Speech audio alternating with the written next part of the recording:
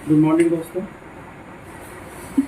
जैसा कि एक टॉपिक हमने बताया था आप लोगों को, मैं बताने जा रहा हूँ इलेक्ट्रॉनिक कॉन्फ़िगरेशन।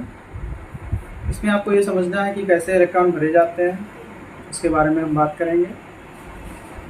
ठीक है, तो इलेक्ट्रॉनों को भरने से पहले हमें ये जानना होगा कि 1s 2s 2p 3s 3p 3d 4s 4p 4d 4f 5s 5p 5d 6s 6p 7s।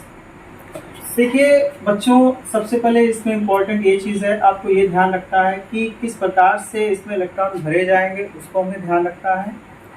और सबसे इम्पोर्टेंट बात ये है कि जो निम्न ऊर्जा स्तर है उसको हमें सबसे पहले लेके चलना है, और जो हाइयर एनर्जी लेवल है उसको हमें बाद में लेके चलना है। ठीक है, सबसे पहले आप कभी भी इसको फिगर बनाइए तो बहुत सुकून से, बहुत आराम से बनाइए, जिससे गलत ना हो। और सबसे इम्पोर्टेंट बात इसमें कि आप जब भी ये फिगर बनाएं तो इसको समझ के बनाएं।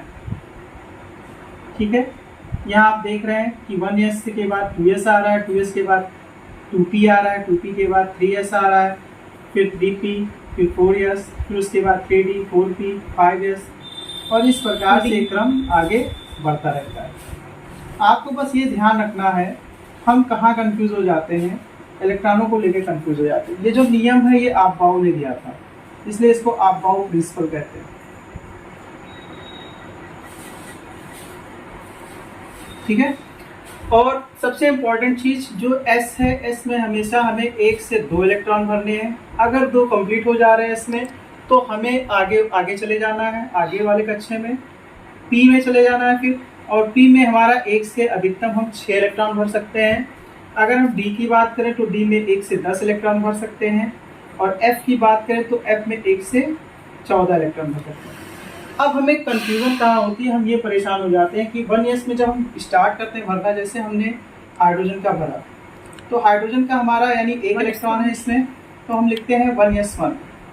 ठीक है, दूसरा लिखते हैं, जैसे हमने एग्जाम्पल लिया 2he, तो ये हो जाता है 1s2। लेकिन जब तीसरे की बात आती है लिथियम की, तो लिथियम में हम क्या कर देते हैं 1s3 लिखने की कोशिश करते हैं। ये आपको पॉइंट याद रखना है कि जैसे ही 2 कंप्लीट हो जा रहा है हमें तुरंत क्या करना है, अगली वाली कक्षा में चले जाना। ठीक है, तो हम 1s2 लिखेंगे, फिर 2s1 लिखेंगे। ठीक, इसी प्रकार से हम चौथे की तरफ जाएंगे, तो चौथा हमारा क्या हो जाएगा, बेरिलियम, और बेरिलियम का होता है 1s2 2s2। नेक्स्ट अगर हम देखें तो हमारा 5वें पे है बोरान, 1s2 2s2।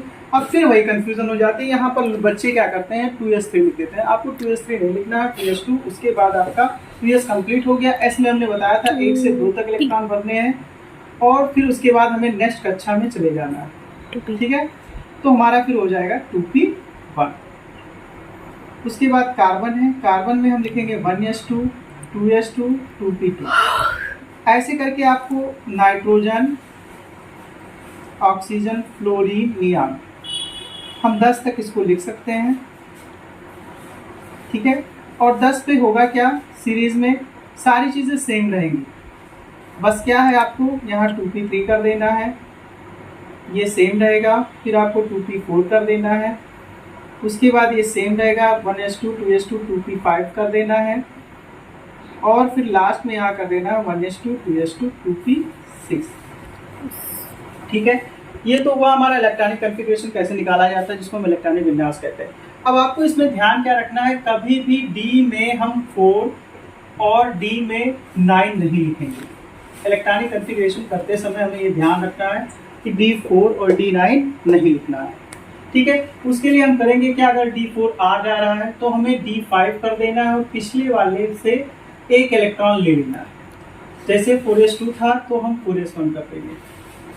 ठीक है, यहाँ भी सेम वही कॉन्सेप्ट लगेगा, और यहाँ D10 हो जाएगा। ये होता है हमारा क्रोमियम के केस में, और ये होता है हमारा कॉपर के केस में। ठीक है, आपको बस ध्यान रखना है कि क्रोमियम हमारा 24 पे है और कॉपर हमारा 30 पे।